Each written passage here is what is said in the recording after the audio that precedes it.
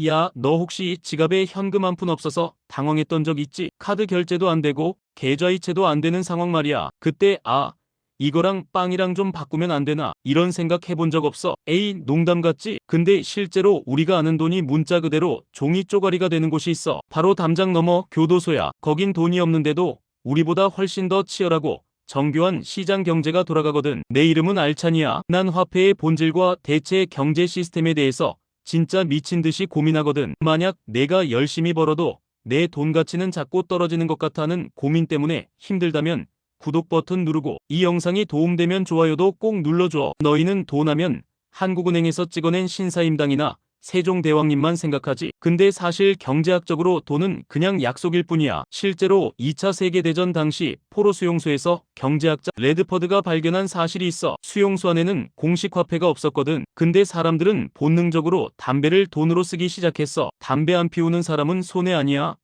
라고 생각할 수 있지. 아니, 그게 포인트야. 담배는 썩지 않고 크기가 일정하고 누구나 가치를 인정하잖아. 실제로 당시 수용소 내에서 빵 한 조각은 담배 2개, 셔츠 한 벌은 담배 80개, 이런 식으로 딱딱 떨어지는 환율이 존재했어. 통계에 따르면 수용소 내 물가는 담배가 새로 보급되는 날 통화량 증가 급등하고 연합군이 폭격해서 담배가 불타버리면 통화량 감소 가치가 폭등했대. 우리가 지금 겪는 인플레이션이랑 소름 돋게 똑같지? 여기서부터 진짜 재밌어진다. 2004년 이후로 미국 연방교도소에서 담배가 전면 금지됐거든. 그럼 시장이 망했을까? 아니, 인간은 답을 찾아내지. 담배의 빈자리를 차지한 건 바로 고등어 통조림 매커럴이었어. 이게 진짜 골 때리는 게 뭐냐면 고등어 캔 하나 가격이 교도소 매점에서 약 1달러 정도 하거든. 근데 교도소 내 이발 서비스는 고등어 2캔, 운동화 닦기는 1캔, 이런 식으로 고등어 캔이 화폐가 됐어. 왜 하필 고등어냐고? 유통기한 길지, 보관하기 편하지,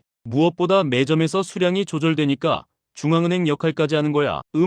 실제 예시를 들어볼까? 교도소 안에서 고등어 캔 100개를 모은 수감자가 있다고 치자. 이 사람은 외부 돈으로 환산하면 100달러를 가진 거지만 안에서는 자산과 대우를 받아. 반면 밖에서 수억 원을 가진 부자라도 안에서 고등어 캔 한 통 없으면 라면 하나 못 얻어먹는 거지. 돈의 본질은 결국 교환의 매개체라는 걸 이보다 더 명확하게 보여줄 수 있을까? 알잖아.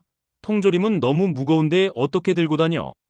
이런 생각 들지? 맞아. 그래서 교도소에서도 디지털 자산 같은 개념이 나와. 바로 영치금 계좌 이체나 우표야. 사람들이 진짜 모르는 게 뭐냐면 요즘 교도소 경제는 훨씬 더 영악해졌어. 우표 한 장에 500원이라고 치면 이걸 수십 장 모아서 거액의 거래를 해. 우표는 가볍고 숨기기 좋으니까 일종의 고액권 지폐가 되는 거지. 심지어 라면 스프도 화폐 역할을 해. 라면 면발은 금방 눅눅해지지만 스프는 오래가잖아. 간이 안 맞는 교도소 음식에 스프는 최고의 사치품이지. 실제로 스프 5개가 우표 1장으로 교환되는 교차 환율까지 존재한다니까. 자, 수학적으로 계산해봐. 밖에서 500원도 안 하는 라면, 스프가 안에서는 누군가의 노동한 시간과 맞바뀌어 가치가 무려 20배 이상 뻥튀기 되는 거야. 이게 바로 희소성이 만드는 마법이지. 자, 여기서부터 통찰력을 좀 더 깊게 들어가 보자. 왜 수감자들은 그 좁은 곳에서도 위험을 무릅쓰고 시장을 만들까? 인간은 본능적으로 선택권을 원하기 때문이야. 교도소에서 주는 배식은 선택권이 없지. 하지만 내가 고등어 캔을 화폐로 써서 라면을 사 먹는 순간 나는 수감자가 아니라 소비자가 돼. 이 심리적 만족감이 엄청나거든. 하지만 여기서 우리가 배워야 할 뼈아픈 실수가 있어. 교도소 안에서도 카푸어 같은 애들이 있거든. 당장 먹을 것도 없으면서 남들한테 과시하려고 고등어 캔 10개를 주고 누군가에게 자기 자리를 청소시키거나 고급 운동화를 빌려 신어. 결국 나중에 진짜 아프거나 급한 일이 생겼을 때